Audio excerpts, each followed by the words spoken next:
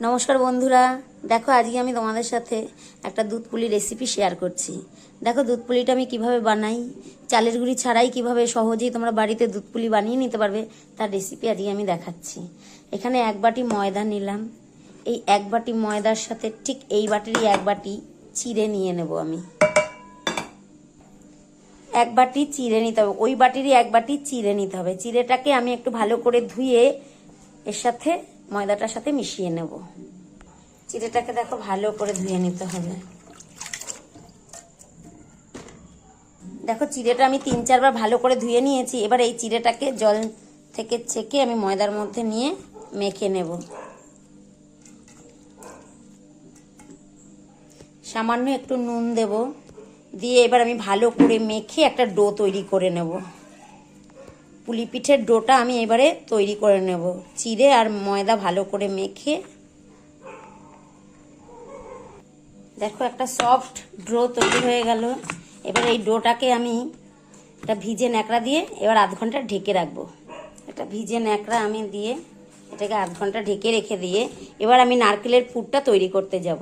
দেখো নারকেলের পুরটা তৈরি করার জন্য এখানে 1 বাটি নারকেল নিয়ে নিয়েছি, আর এই বাটিরই হাফ বাটি আমি গুড় বা চিনি নিয়ে নেব।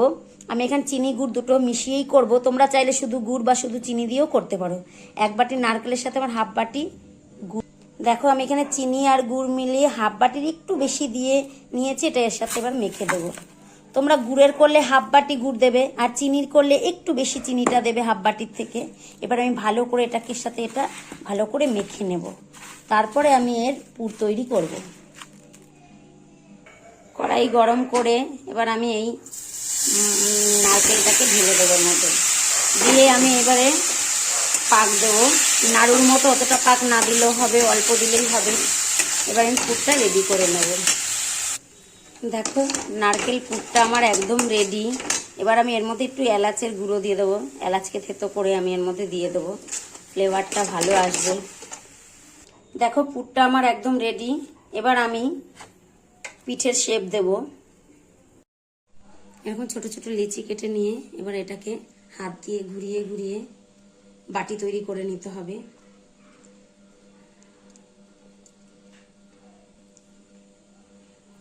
পুর ভরে নিয়ে পিঠের শেপ দিতে হবে।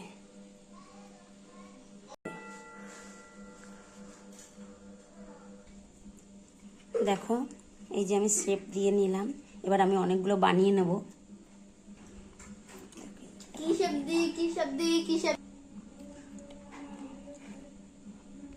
দেখো পিঠেগুলো আমার একদম রেডি। এবার আমি দুধ জাল দেব, দুধের মধ্যে দেব। এখানে আমি 2 কেজি দুধ জাল দিয়ে নিলাম। আর দুধটা ফুটে উঠলে আমি চিনি দিয়ে দেবো। মিষ্টিটা যে যার স্বাদ মতো, অনেকেই মিষ্টি কম খায়, সে তার মতো দিয়ে নেবে। চিনি দিয়ে দেবো আর দিয়ে দেবো 2টো তেজপাতা। দিয়ে দুধটা ভালো করে ফুটে উঠলে এবার আমি প্রত্যেকটা পিঠে ওর মধ্যে ছেড়ে দেবো। দেখো দুধটা আমার পুরো ফুটে গেছে। এবার আমি একটা একটা করে পিঠে এর মধ্যে দিয়ে দেবো।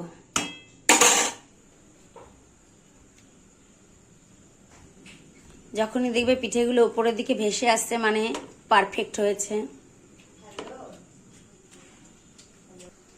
দেখো পিঠেগুলো আমার পুরো ফুলে ফুলে উপরের দিকে উঠে গেছে।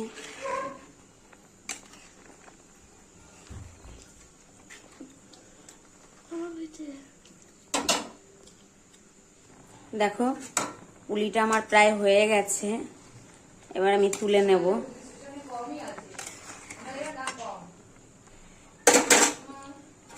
একটা পিঠেও খোলেনি। তোমরা যদি এইভাবে ময়দার চিড়ে দিয়ে এই ডোটাকে বানাও, ফ্রিজে রেখে খেলেও সফট থাকবে, কখনো শক্ত হয়ে যাবে না। চালের গুঁড়ো দিয়ে বানালে সাধারণত শক্ত হয়ে যায়, দারুণ খেতে হয়।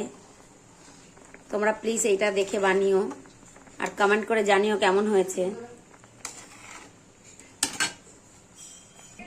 দেখো পুলি পিঠাটা একদম আমার রেডি, সুন্দর হয়েছে।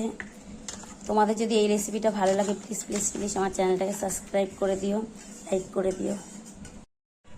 দেখো বন্ধুরা, তোমাদের আমি একটা পিঠে কেটে দেখাচ্ছি কতটা সফট হয়েছে।